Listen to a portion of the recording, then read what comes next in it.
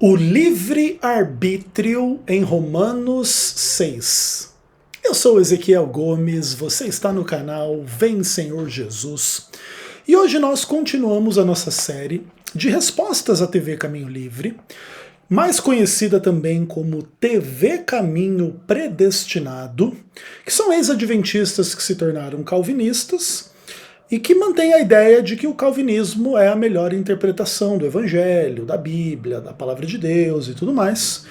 E aí eles atacam a fé adventista como sendo uma fé herética, absurda, ridícula, etc., em função do fato de que a fé adventista não é calvinista. E aí a gente está nesta série, esse é o vídeo de número 69 dentro dessa série, respondendo assim, né, as principais polêmicas e questões na relação entre o adventismo e o calvinismo. E nesse momento da série nós estamos falando sobre a doutrina da depravação total e a ideia calvinista de que a ideia da depravação total conduz à noção de que a humanidade não tem livre-arbítrio, beleza? E a gente naturalmente está questionando esta questão e nesse momento específico fazendo um apanhado geral sobre as afirmações de Paulo na carta aos Romanos, que possam de alguma maneira ter implicações para essa discussão sobre depravação total e livre-arbítrio, beleza?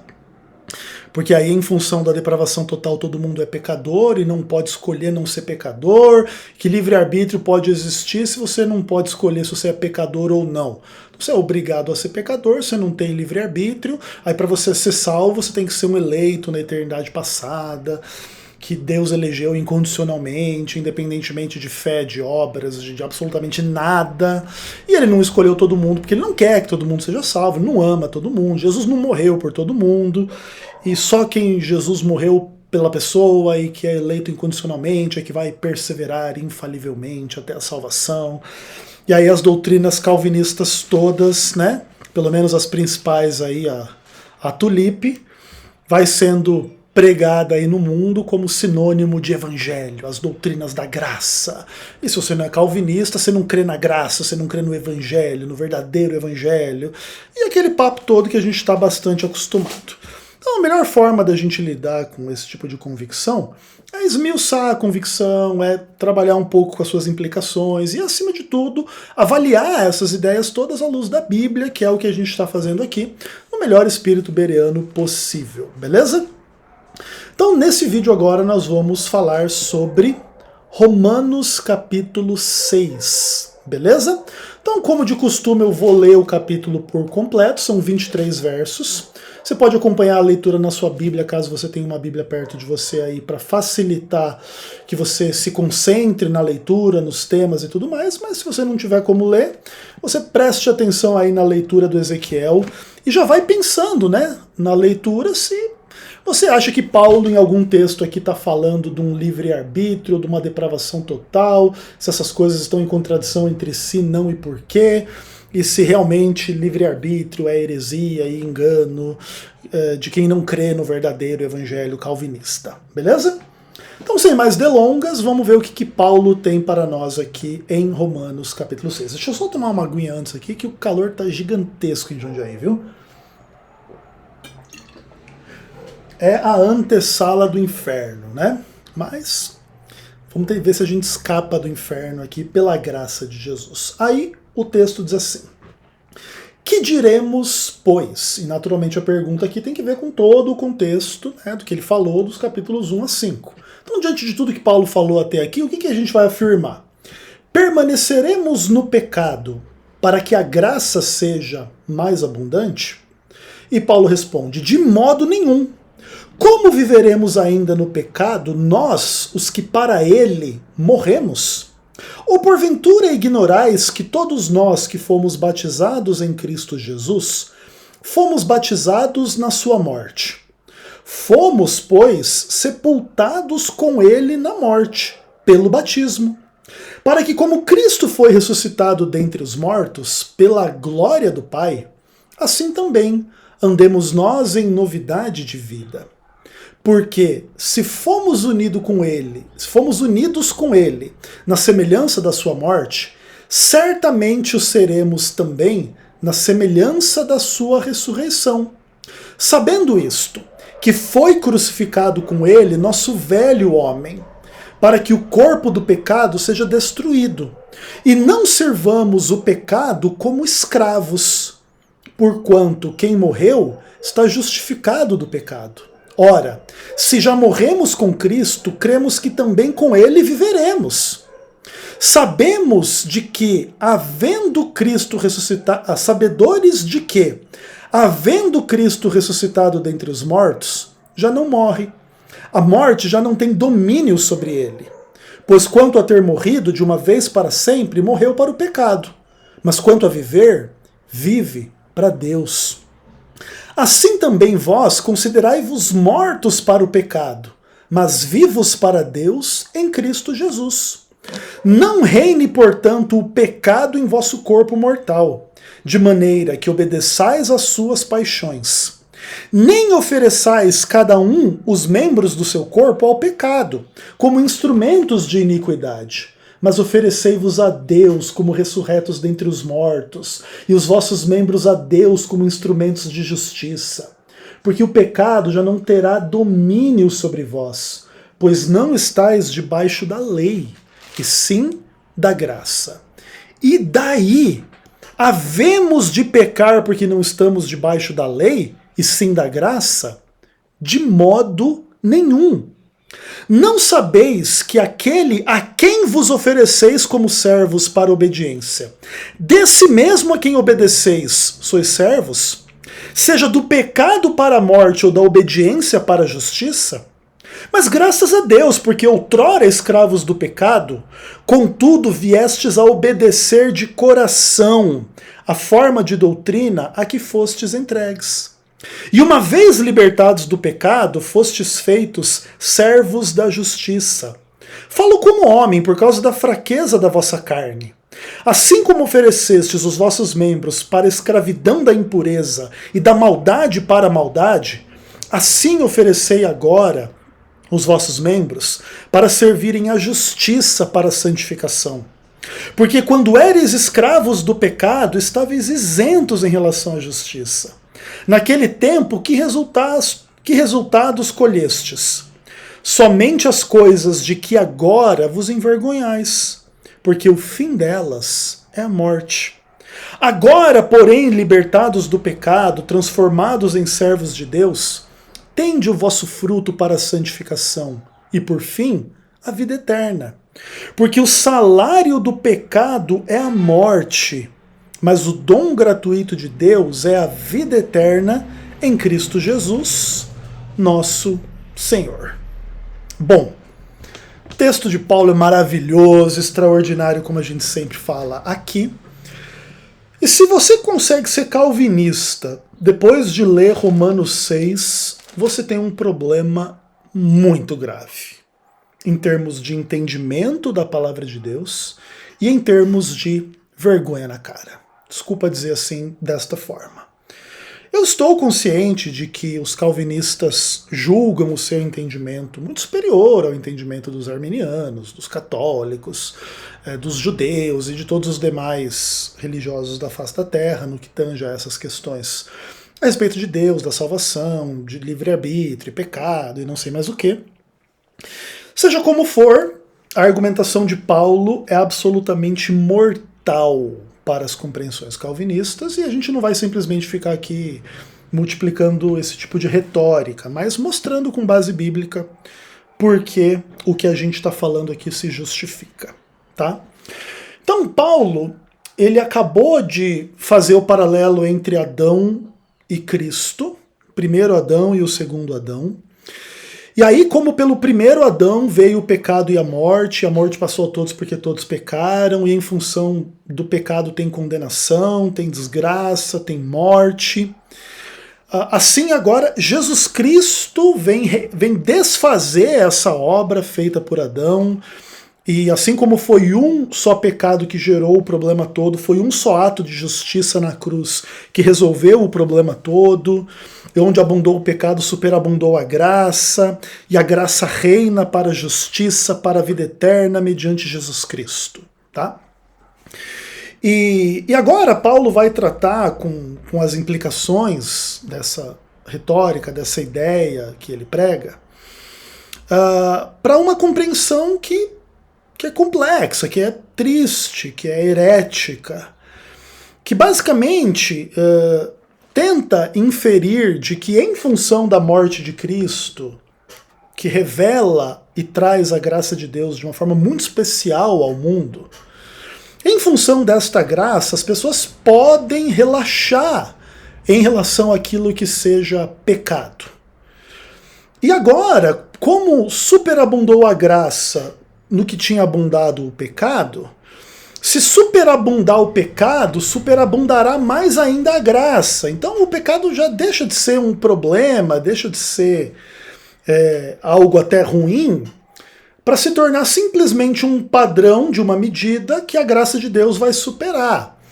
Então, olha, antes eu matei uma pessoa, agora a graça de Deus me perdoou. Olha que experiência maravilhosa. Cara, então se eu agora matar 1 milhão de pessoas, a graça de Deus vai ser bem maior e vai perdoar o meu assassinato de 1 milhão de pessoas. Aí depois que eu matar 1 milhão de pessoas e a graça de Deus me perdoar, aí eu vou tentar matar 1 bilhão de pessoas. Cara, e aí a graça vai ser maior ainda. Quando a gente coloca as coisas nesses termos, se revela o quão idiota é essa lógica das pessoas pensarem que Cristo perdoou o pecado para permitir o pecado. Né? Porque se fosse para permitir o pecado nem seria pecado já em primeira instância. Se não tivesse nenhum problema, nenhuma implicação, não fosse nada ruim matar ninguém, já não precisaria dizer que não pode matar. Já poderia dizer assim, mate o máximo possível, porque assim a graça de Deus se manifesta o máximo possível. Né? Então quando a Bíblia coloca o freio e ela diz não faça tal coisa, e depois ela oferece a graça para perdoar aquele que fez aquela coisa que a palavra de Deus diz para não fazer, o que há aqui é a ideia de um princípio inverso ao princípio do pecado, que tem por objetivo que o pecado seja perdoado e superado. Então é Deus perdoando o meu assassinato, meu adultério, minha mentira, minha transgressão do sábado, minha idolatria, e a falta de amor, e a falta de fé, e as maldades XYZ. E esse perdão, ele sempre tem por objetivo a ideia de que essas coisas sejam superadas. É claro que a tensão escatológica cria um momento histórico complexo, em que a gente gostaria, inclusive, muito que toda maldade, todo pecado já tivesse sido superado, mas ainda não foi. Então a gente vive um momento complexo, onde a gente até gostaria de não pecar, mas ainda peca, mas a gente não vai avançar nesse ponto agora, porque esse é um dos pontos do capítulo 7, inclusive um dos principais. Mas, independentemente dessa implicação específica, Paulo agora vai colocar uma lupa sobre a relação do cristão salvo com o pecado em função da graça de Cristo. E se a teoria calvinista é que nós todos somos totalmente depravados, por isso somos pecadores.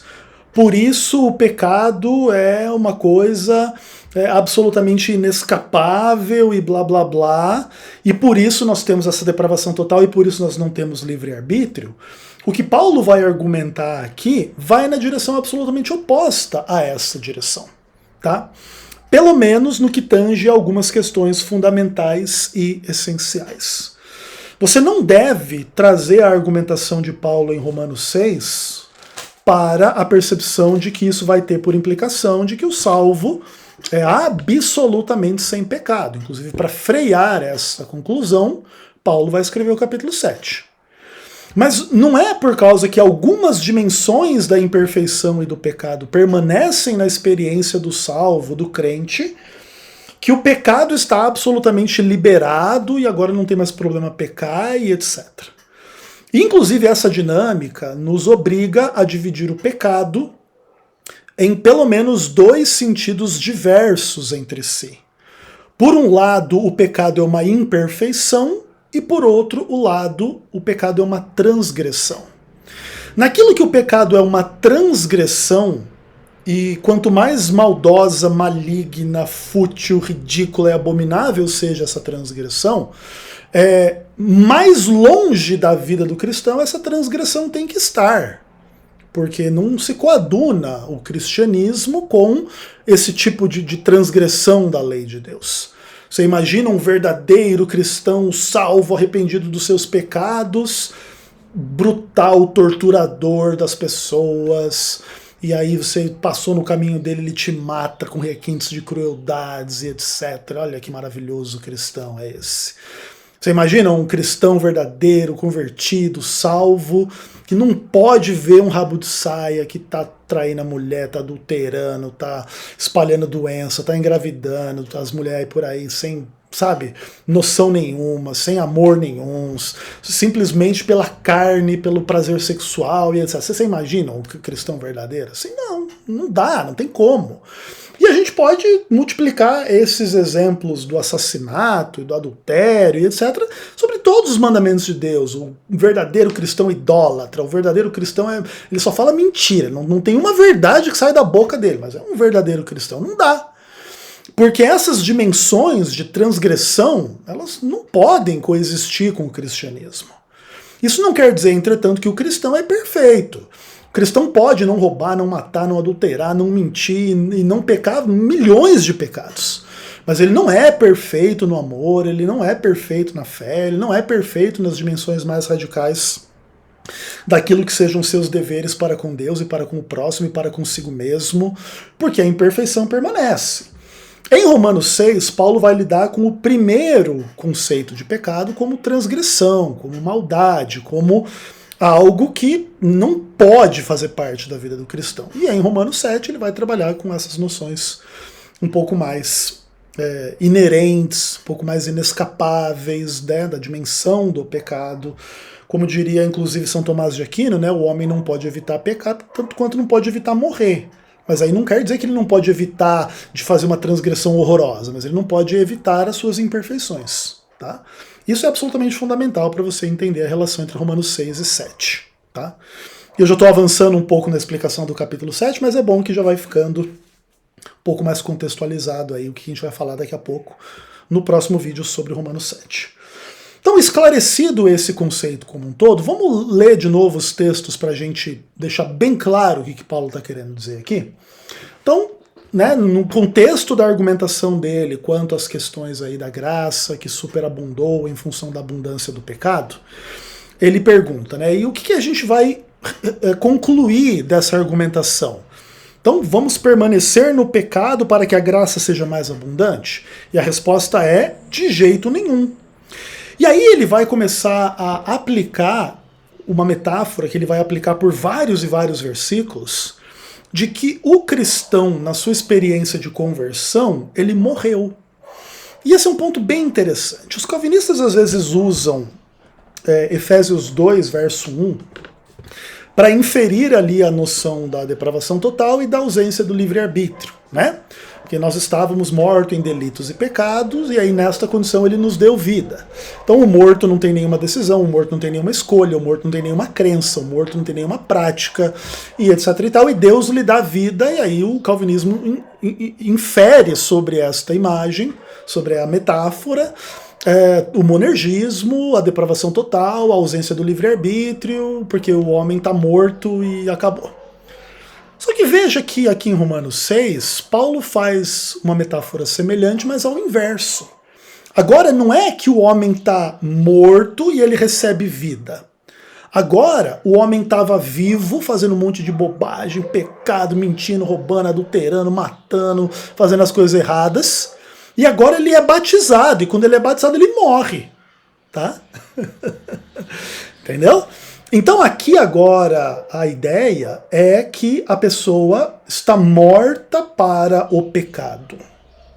Então veja bem, se o pecado implica a ausência de liberdade, do tal livre-arbítrio famigerado, o estar morto para o pecado já implica o oposto disso, que agora tem livre-arbítrio e agora não tem heresia nenhuma em pregar que é aqui o livre-arbítrio aqui, ó.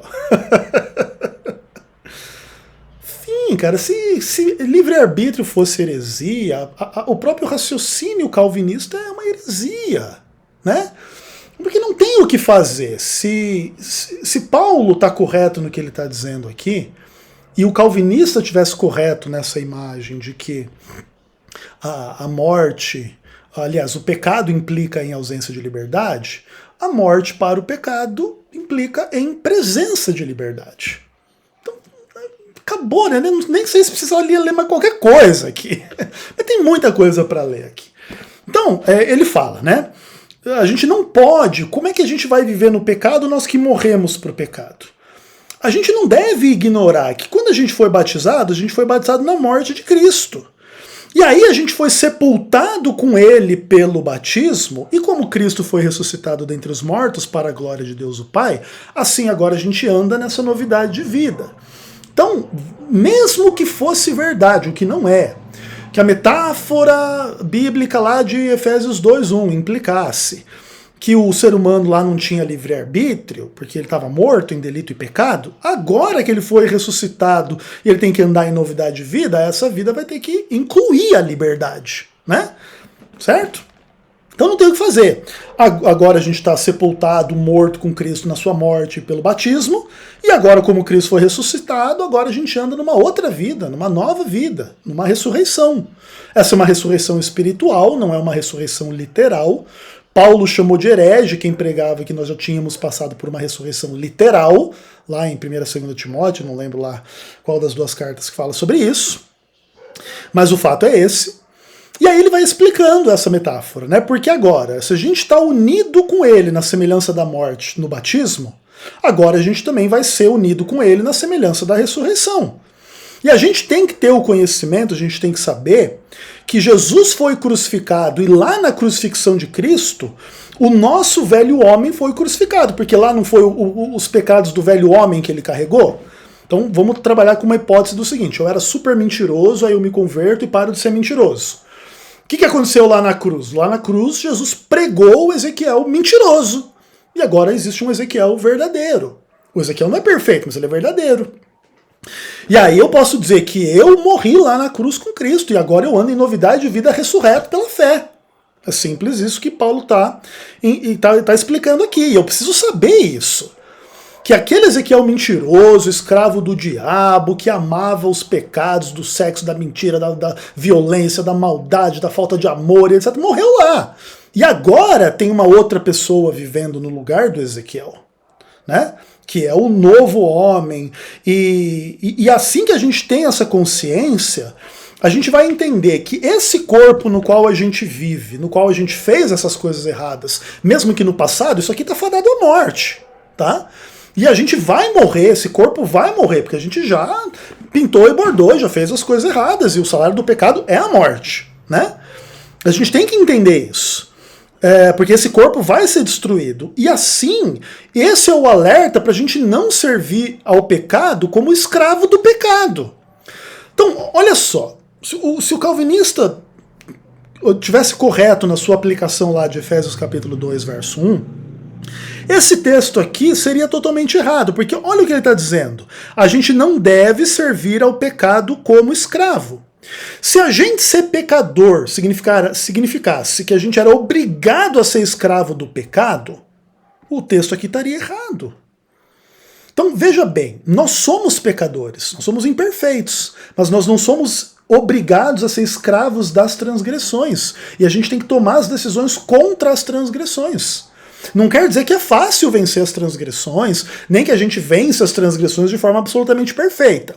As nossas imperfeições implicam que a gente não obedece de forma perfeita, então algum quê de transgressão permanece, mas ela não pode ser uma transgressão maldosa, uma transgressão deliberada, uma transgressão de quem odeia Deus. Por exemplo, você pode, às vezes, desonrar o seu pai e a sua mãe, não que você deva fazer isso, mas num sentimento, numa palavra, numa coisa que infelizmente existe na gente. Mas você não pode matar seu pai e sua mãe num ritual satânico, beber o sangue deles e comemorar a sua morte. Essa é a diferença entre a imperfeição e a transgressão maligna e maldosa das coisas. Agora, o que Paulo está dizendo aqui é que a gente tem que entender esse contexto como um todo, que nós fomos crucificados lá, o Ezequiel que ia matar o pai e a mãe dele porque era um imbecil, morreu lá na cruz, e agora tem um Ezequiel que honra o pai e a sua mãe, ainda que não seja perfeito na relação com seu pai e com a sua mãe. Olha que simples de entender. E em função disso, por que eu preciso lembrar disso? Para que eu não seja um escravo do pecado. Para que eu não alimente o pecado e ache que pecado está tudo bem e tudo certo. E aí ele diz assim, por quê? Porque quem morreu está justificado do pecado. Se a gente morreu com Cristo na cruz, no batismo e etc., a gente já está justificado. Então se a gente morreu com Cristo, a gente crê que a gente vai viver com Ele. E essa vida que agora a gente vai ter com Ele é uma vida de quem tem consciência de que Cristo que ressuscitou dentre os mortos já não vai morrer nunca mais. A morte já não vai dominar mais Ele. Porque ele morreu de uma vez por todas para o pecado na cruz do Calvário. E aí, quando ele ressuscita, agora ele vai viver para Deus, ele vai viver eternamente. Assim também a gente tem que se considerar que daqui para frente a gente tem que servir unicamente a Deus, e é só com esse foco, não com qualquer outro foco contrário. É viver para Deus e não continuar no caminho da morte para nós mesmos, para o pecado, para o mal. Por isso ele vai dizer que não reine o pecado nesse corpo mortal. Ele nos diz assim, que não exista nada de pecado no seu corpo mortal. Aí seria impossível cumprir o que Paulo está dizendo em Romanos 6. Mas ele está dizendo, não reine o pecado, é diferente. O pecado pode existir, mas não precisa reinar, certo? Isso que é importante você entender. E aí quando o pecado não reina, o que a gente faz? A gente não oferece os nossos membros para ser o instrumento do pecado. Já que o pecado já não reina mais em mim, eu não vou oferecer a minha mão para dar soco na cara da minha mãe, para roubar o dinheiro do meu pai, para passar a mão na vizinha que é de outro cara e eu tenho a minha mulher aqui, não sei o quê, para fazer todo tipo de mal, para roubar, para matar, para ser violento, para fazer um monte de coisa que você poderia fazer com esse membro que é a sua mão, entendeu? E você tem que entregar esses membros, a sua cabeça, seu corpo, seu pé, a sua vida por completo, para ser membro, para ser instrumento daquilo que é justo. Se antes você entregava o seu pênis para sair transando com todas as mulheres na face da terra, agora entregue o seu pênis para amar a sua esposa e fazê-la muito feliz. E isso é justo, isso é bom, isso é correto, e esse é o caminho, irmão. Não sei se precisa ser mais explícito do que isso, tá bom? E é isso que Paulo está dizendo. O que quer que a gente tenha no corpo é para ser usado para essa justiça. O que pensa, o que fala, o que vê, o que anda, o que come, e etc. E o que não faz, o que não vê, o que não come, etc. e tal. Tudo tem que servir a esse propósito, que é o propósito da justiça. Por que é assim? Porque o pecado já não tem domínio sobre nós. E por que não tem domínio? Não é por causa da lei, é por causa da graça. E aí entra o grande erro de muito antinomista aí por aí. Ai, que gostoso ouvir isso! Tá vendo, seus adventistas legalistas? Nós não estamos debaixo da lei, sim da graça.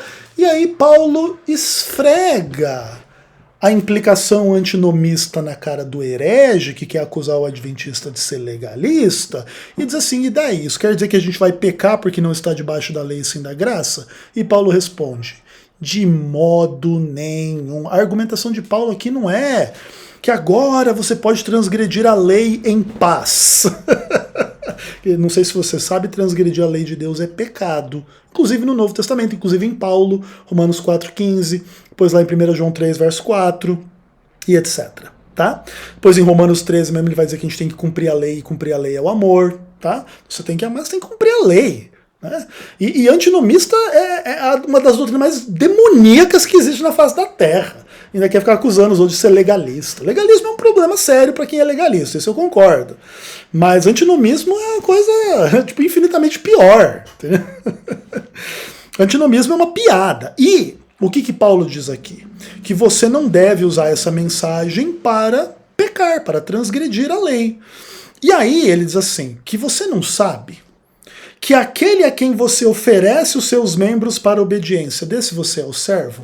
Então olha só, como é que não pode ter livre-arbítrio, gente? Se você oferece os seus membros, aí você se oferece como servo, ou do bem ou do mal. Eu vou ler de novo para vocês aqui.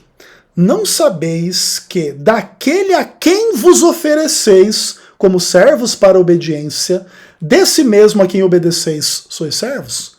Então, você tem livre-arbítrio. O Paulo César não sabia disso, ele nunca tinha lido Romanos. E você se oferece como servo ou de um lado ou do outro. Eu não sabia disso? Calvinista que lê Romanos 6 e permanece calvinista é uma piada. É uma vergonha, é atestado de analfabetismo funcional. Não sabe ler. Pelo menos aí essa versão mais popular do calvinismo aí, do tipo de TV Caminho Livre. Tem calvinistas um pouco mais sérios, né? Que inclusive admitem o livre-arbítrio e tudo mais. Calvinista com esse papo de que livre-arbítrio é pecado, é heresia, é coisa do diabo, é analfabeto funcional. Fim, né? Além de mau caráter e etc. Porque é só ler o texto. Daquele a quem você se oferece como servo para a obediência, desse você é servo.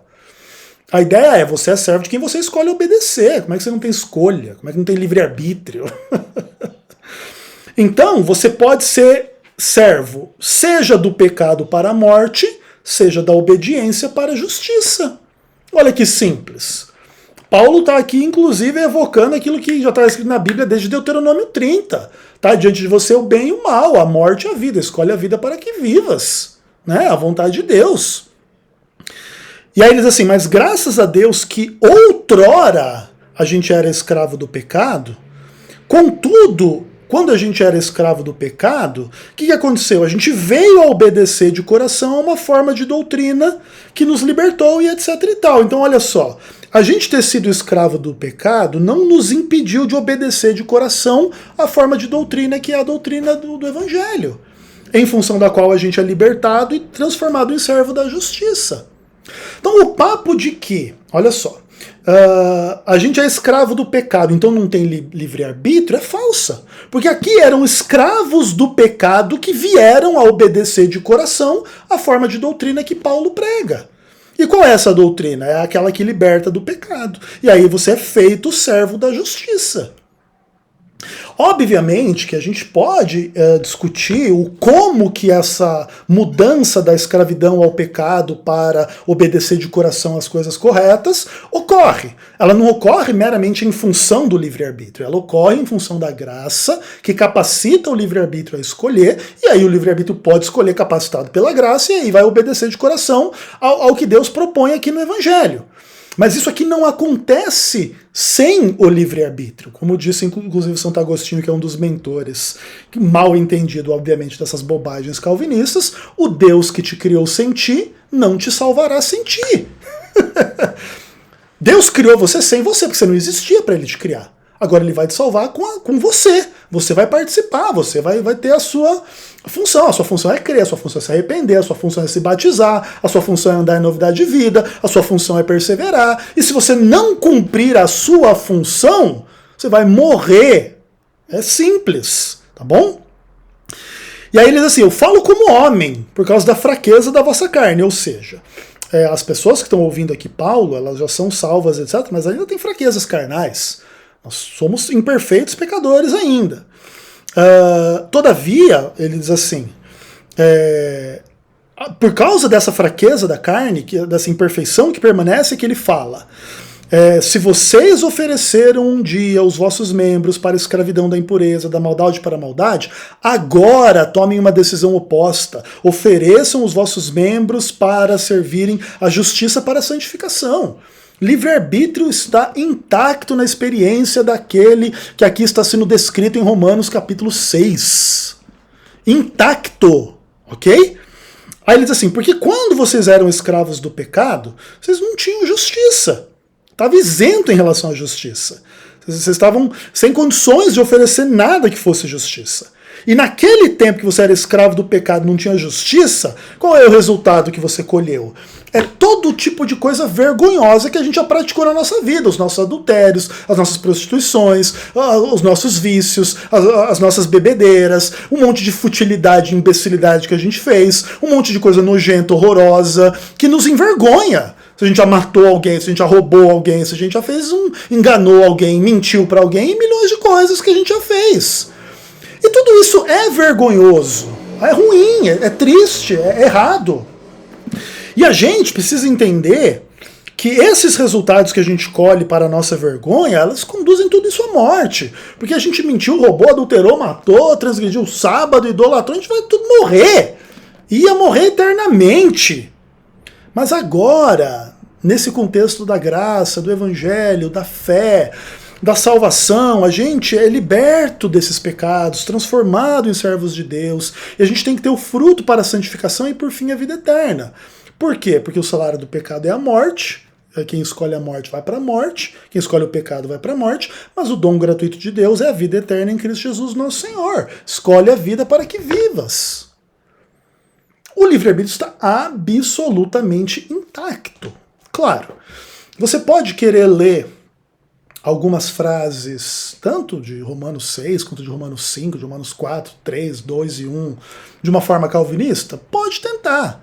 A única coisa que vai se revelar é que você tira texto do contexto para querer inferir um monte de heresia que o texto destrói clara e nitidamente. Continua aberto o caminho para os salvos da justiça e do pecado.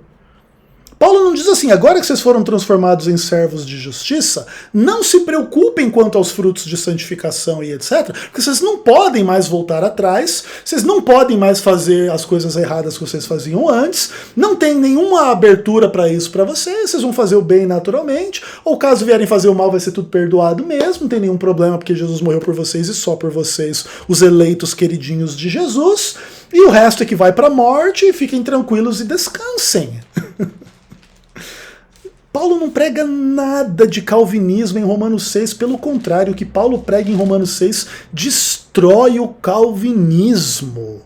E fim, ok? Beleza?